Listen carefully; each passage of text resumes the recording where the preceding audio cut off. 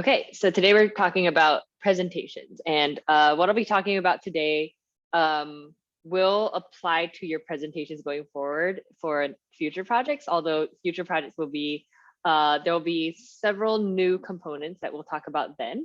But for this project, we'll talk about presentations. I have linked this presentation template. I'm going to go over pretty much like an empty presentation today and talk about, what I'm going to be expecting. But I've also linked a couple examples of presentations. Again, just to note, these presentations did come from a while ago, but they're good examples of different ways to do these presentations. All right, so just as a reminder, your presentations will be on Friday during our study group time. So you all will be presenting to me. The only thing you'll be presenting during that time is your PowerPoint slide. And then only when we're doing our project review, and I'll talk about what that looks like tomorrow, only when we do that, then you'll go through like your code and your notebooks. The only thing you'll be presenting to the class on Friday will be your PowerPoint presentation, which is why I say a lot of your other deliverables don't have to be like in tip-top shape by Friday. But all right, let's talk about this presentation template. Obviously, you need a title slide to start. And before I get into any content, I want to tell you all about the audience. So for this presentation and this project, your audience is going to be the head of Microsoft Film Studios. Is that who it is? Let me double check real quick. Project 1. And you are, the head of Microsoft's new movie studio. So that is going to be your audience. So think about if you were some, high-level exec at Microsoft and you called for this presentation to just get an idea of what kinds of movies to be presenting. Think about what details are going to be important and what isn't going to be very important. Right off the bat, I can tell you that they probably will not care about your data cleaning steps, which I understand is unfortunate because most of your time has been spent on doing the data cleaning, but they really care more about the later half of your analysis. Visualizations, how you interpret those visualizations to become actionable insights. So think about that as you're putting anything on your slides. Think about, does Microsoft's head of new movie studio care about what I have to say in this slide or not?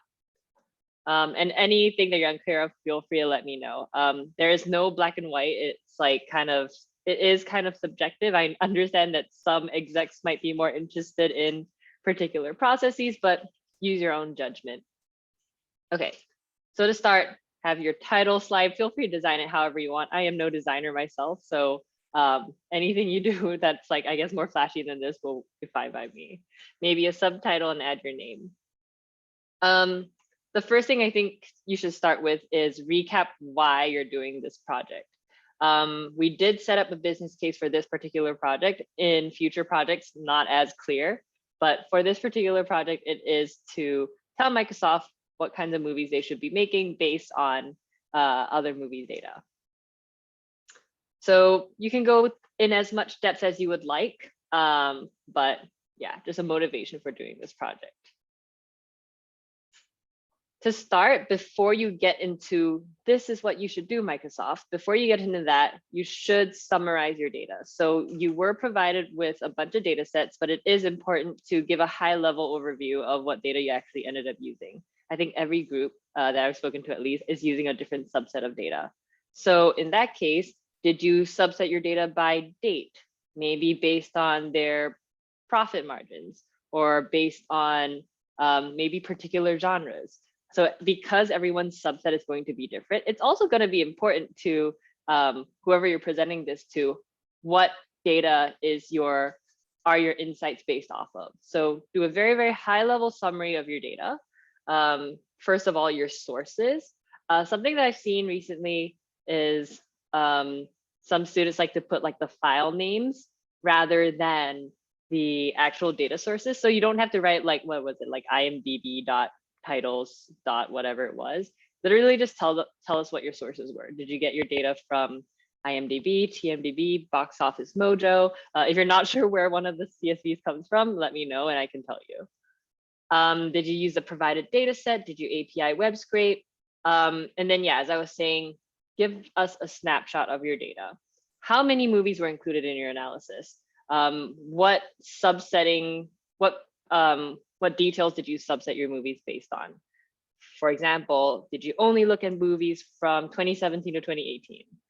Did you only look at English movies? Let us know, because this will be relevant when you're looking at your insights. So the next thing, once you get into this, once you talk about your data, I think you can pretty much go into your actionable insights. So this slide is just what information I would like to see. The order doesn't really matter. It's really up to you to decide how you want to present your findings. But first of all, the product of this data science project, the visualizations. You want to have your visualizations that describe why you're making whatever recommendation you're making. If you need multiple to answer a question, you can put multiple. But you just want your slide narrative to follow nicely. If necessary, a few lines explaining why. I guess this is a good time to segue into how much text is good enough for this kind of presentation. I will say it does depend on your personal presentation style and as well as what you are using the slide deck for. So a couple things to think about. Me personally, I don't like my slides to be too cluttered with words because I am easily distracted and I don't read well when there are too many words on a slide. So personally, I don't put too many words in the slides. However, I add a lot of speaker notes so I know what to say as I'm presenting. I mentioned that because you are going to be submitting this presentation as part of your GitHub repository on a PDF. So part of the submission process, which I'll talk about tomorrow, is you'll be turning your presentation into a PDF and adding into your GitHub repository so people can take a look at your presentation if they want. So pros and cons of a lot of words in your slides versus not too many words on your slides. If you don't have a lot of words on your slides and someone is coming across your presentation and looking through it and it's like very, very brief, only the very, very main ideas, they might not have the depth or they might need more explanation to understand what's really going on. So if you rely too much on your own presentation of the material, like your own verbal presentation of the material, then those folks who are looking at your presentation on GitHub without you explaining what's going on, they're going to miss a lot of details probably. So that's pro and con. Pro is, I guess, less words on the slide. Con is someone who's coming across your presentation does not have as much to go off of. So that's a quick little segue in thinking about that. Chances are not too many people will look at your presentation via GitHub, but just in case, it's always good to know. Okay, so that's on explanation. With your graphs, you're more than welcome to annotate them. So through Seaborn or Matplotlib, you can actually do these things where you can like highlight a single bar in a bar graph. Maybe you can even add horizontal lines to indicate like an average, so on and so forth. But that is not a requirement of this project. If you want to highlight a graph or highlight a part of your graph in your presentation slides, you can 100% use arrows or use like boxes like these, or like use arrows to point out things to make things even clearer. So yeah, you can use circles, arrows, boxes to highlight specific parts of your visualization. For data science projects specifically, feature engineering is a huge part of it. I talked about this briefly when we were going through pandas, but if you created like a new column or if you created a new like metric of rating of movies or something like that, it's important to talk about how you came up with this feature, especially if it wasn't already included in the raw data. Or another thing to think about is sometimes when you're making a graph, the axes labels are not as clear, if that makes sense. Like if you decide to name a column something that is like an aggregation of a bunch of other columns, sometimes the default column name isn't very indicative of what it is. On the one hand, you can definitely just overlay with your PowerPoint what the actual column is or something that's more descriptive.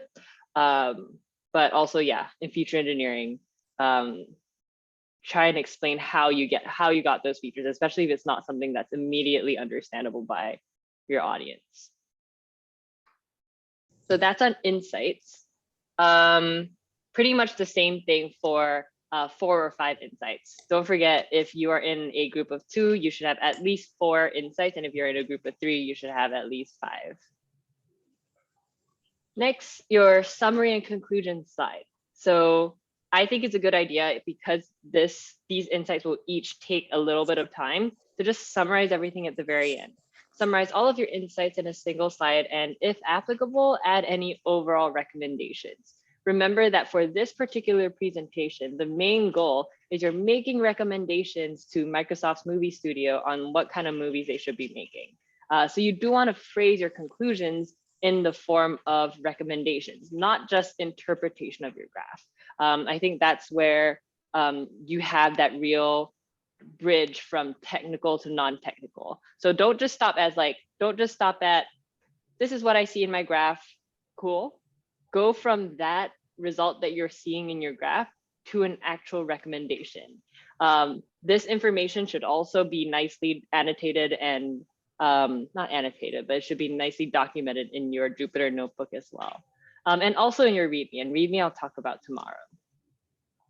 But yeah, and add any overall recommendations. Okay. If applicable, write your next steps. So I say if applicable, but all of our projects, I think it's part of our rubric as well. You should write next steps because for any project that you're doing, especially in the tech field, there's always room for improvement. There's always like, oh, if I had more time, if I had more resources, I can do so much more. So tell us what your next steps are. You can be very hypothetical here. So let's just say one of your next steps could be, the provided data didn't go past the year 2019. Get more recent data. That is a very, very applicable next step. Perhaps you want to analyze a column that you didn't get to analyze in this last week. Mention that as well. Maybe you want to talk about some hypothetical data sets that you wish you could have gotten, but we just don't have the time and resources to. So think about what further steps you can take. A lot of times, students like to come back to their projects after graduation, and a really good place that you can start, making your projects even better. You think about like, I guess 3-4 months from now, you can probably come up with a lot more, or you'll have the skills to do a lot more with this project. And so start thinking about that. We don't know exactly what we're going to learn going forward yet, but you just throw your ideas in here. That'll be a good place to just start, and it'll be a good refresher for where you left off. The last thing is just have a thank you slide. I think it's always good to have a thank you slide, not just to thank your audience, but also to leave your contact info. So possibly link to any resources you had used. I know some people like to also have an appendix at the end after the thank you slide. If you feel like you have like additional graphs that you might want to use to explain things later on, you can do that. So you can possibly link to your resources, link to your GitHub repo, any acknowledgements you have. And also for more professional purposes, you might link your contact information.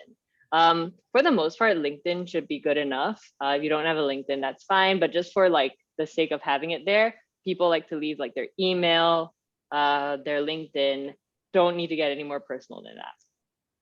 But yeah, I think the main thing that gets away from students when it comes to these presentations is who is your audience. I want to like really drill that in, because this presentation is not going to track the way you've been working on this project. A lot of the work that you're doing for this project is, figuring out your data, cleaning your data, trying to create the graphs. This presentation really focuses on the final result of all of that. So yes, it is a shame that all of our data cleaning work will go unnoticed via this presentation, but that's just how it is. So yeah, with that, does anyone have any questions about these presentations? Oh, one thing I forgot to mention, presentations should not be longer than 8 minutes. So each pair's presentation should not be longer than 8 minutes. Let me write that down somewhere. So it's usually 5 to 8 minutes per presentation. Okay. Any thoughts or questions regarding these PowerPoints? There are quite a few. These are all like good, pretty varied past presentation examples. So feel free to draw inspiration from there. Is it one PowerPoint presentation per group or one per person? One per group, yeah. So then I guess we're going to go into how we record said presentation as a duo, Or do we, Yes. or are we just submitting the slide? You're only submitting the slides. Other cohorts, I'll tell you, other cohorts actually make it a requirement for you to record your own presentation, but because we're all presenting it at the same time on Friday, I'm just going to record that, and that will count as your video submission. So I think if anyone has Okay. reviewed the submission instructions, it does say a recording. Because we're doing it as a class, you don't have to worry about that. Okay, so then when we do the presentation itself, it's a screen share of the slideshow? Correct. So one of you will, you'll have to decide, one of you will do a screen share. And then, yeah, you'll just present based off of that. Okay, all right, Mhm. okay. Cool. I cannot stress how important it is to practice your presentation. It is surprisingly obvious who practices and who does not. I mean, for the first presentation, it's fine. And in your project review, I will give you notes on your presentation as well. But it does make a big difference if you practice your presentation beforehand or not. Tips that I like to use, because I tend to just forget what I want to say. I actually usually have like notes. Like, yes, I actually gave a presentation yesterday for Flatiron School, and I had like all of my notes like printed out, and pretty much everything I needed to say right here. So that really does help me, just because I have a lot of presentation anxiety myself. So that really does help. Either do like on paper, or when you're presenting here, you can add your speaker notes as well. So do really recommend practicing and taking some notes, especially if not everything you want to say is on the slide itself. Any other thoughts, questions? All right then, so tomorrow we're gonna talk about READMEs, and just by the way, READMEs is something that you're all gonna have to create per group. And that's basically what shows up here in GitHub. And tomorrow I'll talk about how you go about creating this. In terms of content, don't worry about it for now. The content in a README is going to be very similar to content in your presentation. Most people just copy and paste. But I'll talk about formatting and how you can go about creating this README tomorrow, as well as how to submit your project too. All right, before I stop the recording, any other presentation or submission related questions? All right, let me stop this recording real quick.